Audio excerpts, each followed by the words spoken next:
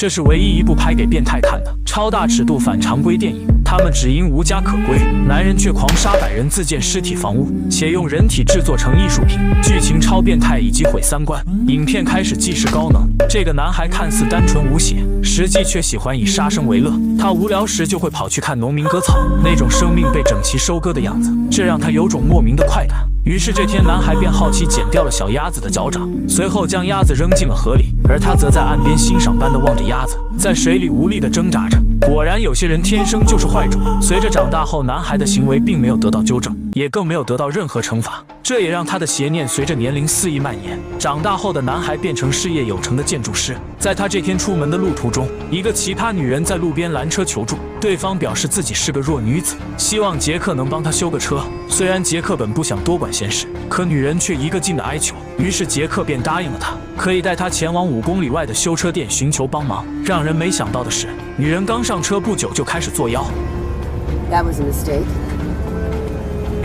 Me getting in this car with you. What was it one's mother used to say about not getting into cars with strangers? This will be a serial killer. I'm sorry, but you do kind of look like one. 女人自以为风趣地开着玩笑，并在言语间不断暗讽杰克。好在此时的杰克还没有黑化，只是表现得有些不耐烦。可杰克默不作声的样子，让女人更变本加厉地讽刺。Bury my body back up there by those trees. No, no, no. You don't have the disposition for that sort of thing. You're way too much of a wimp to murder anyone. 女人的话触碰了杰克身为男人的底线，于是忍无可忍的他直接拿起手中的千斤顶，于是直接砸了过去。不一会，女人的脑袋就被砸了个稀烂。虽然这是杰克第一次杀人，看着被鲜血染红的双手，可他非但没有害怕，反而感受到了这么多年来从未体验过的快感，就像打开了新世界的大门。并且女人的尸体让他有了另类建筑设计风格的灵感，于是杰克便将女人的尸体运回了家中的冷库内，准备开始着手自己惊世骇俗的创作。可还没过几天，杰克便又开车出门物色新的猎物。很快，一个独居的老太进入了他的视线。起初，老太对突然陌生拜访的人心怀警惕，她临时谎称自己是一名警察，可没想到对方十分谨慎，只要杰克不拿出警徽，自己就绝不会开门。眼看事情败露，她通过门缝瞄到对方过世丈夫的照片后，杰克的大脑飞速运转，就立马表示自己是个保险理赔员，说自己其实是个卖保险的，因为每次推销都会被拒之门外，所以才撒了谎，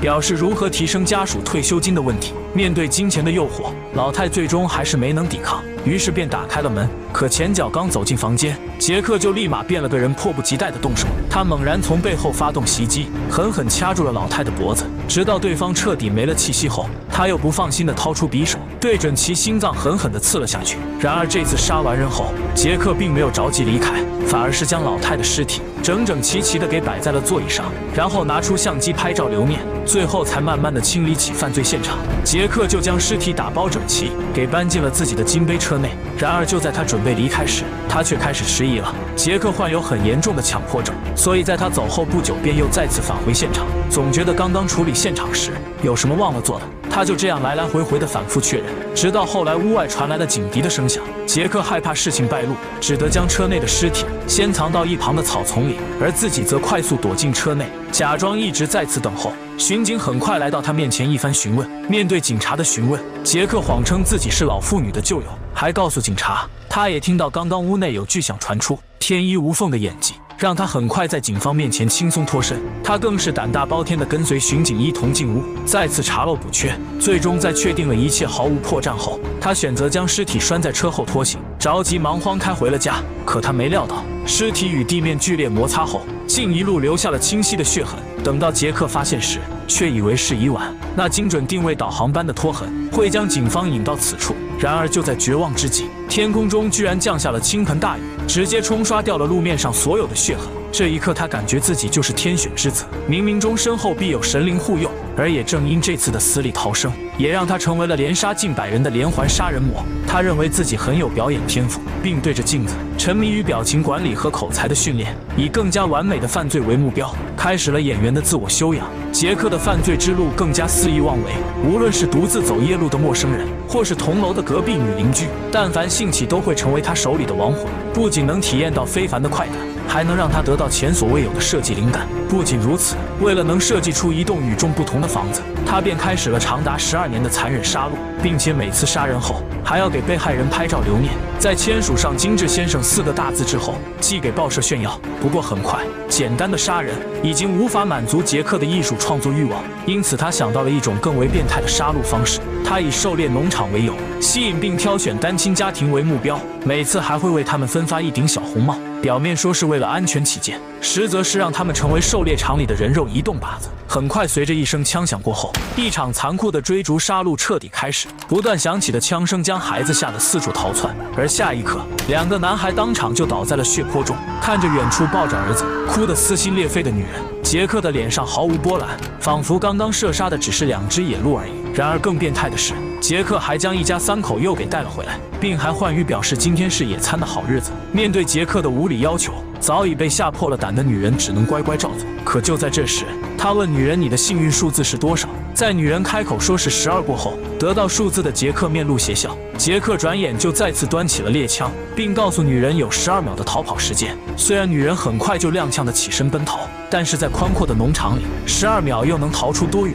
此时却成了生命的最后倒计时。女人趴在一条土沟里开始装死，可强烈的恐惧让身体止不住的颤抖。残忍的杀戮结束后，一家3口也被男人做成最新的艺术品。不过日复一日的简单杀戮让他觉得枯燥乏味，就连设计的灵感也日益枯竭。于是他开始将被害人的尸体冷冻后做成自己喜欢的造型，甚至还会将他们的器官割下做成钱包，或者明目张胆地放在警车上进行挑衅。这次他有了一个更加变态的创作想法，他一次性抓来了不同肤色的5个男人，然后将他们的脑袋交叉重叠地放在了钢架上。而他这样做的目的仅仅就是想测试下金属子弹一次性能射穿几个头颅。但是就在他装弹上膛准备扣动扳机时，最后被他绑来的黑人小哥着急忙慌地说：“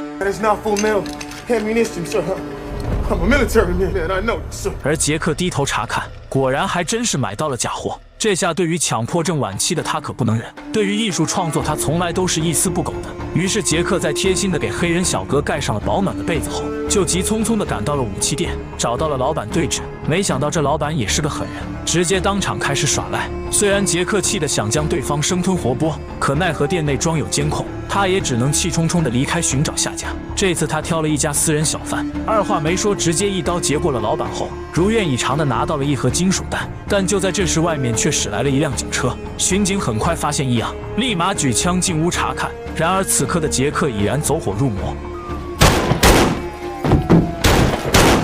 解决了巡警过后，杰克更是嚣张的直接驾驶警车回了家，因为他已经迫不及待的想要完成刚刚的实验了。很快子弹上膛，他举枪瞄准，可没想到意外却再次出现。原来猎枪距离目标太近，瞄准镜根本无法对焦。无奈的他只能找到工具打开冰库大门。这次距离够了，瞄准镜也正常了。可就在杰克即将扣动扳机时，屋外却传来了警察的包围声。原来刚刚警方已经根据失踪的警车找到了此处，而下一刻杰克的身后竟凭空出现了一个黑衣老头。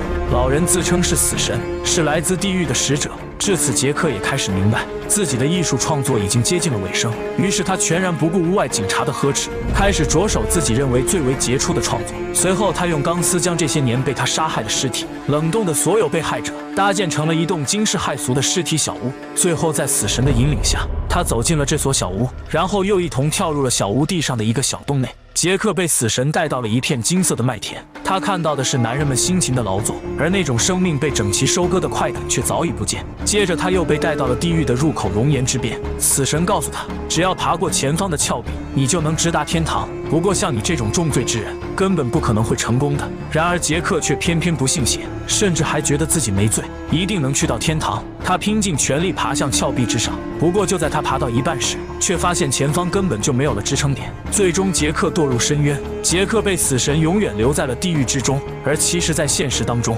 则是杰克淹死在了下水道里。就这样一个杀害近100人的恶魔，在自己虚妄的幻想中走上了绝路。